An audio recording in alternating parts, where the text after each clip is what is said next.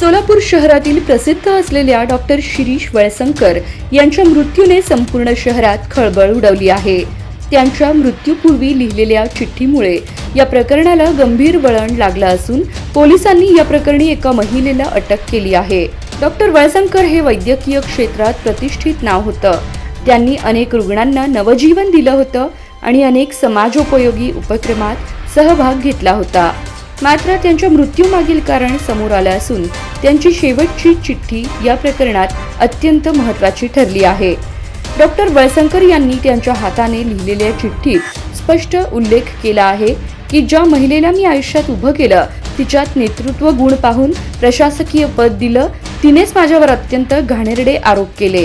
हे आरोप मला सहन होत नाहीत, त्यामुळे मी हे पाऊल उचलतो आहे।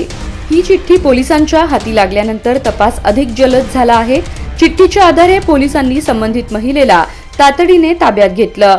यानंतर कोर्टाची परवानगी घेऊन अटक केली गेली आहे। या महिलेविरुद्ध गुन्हा दाखल करण्यात आला आहे। सदर महिलेची सखोल चौकशी सुरू आहे।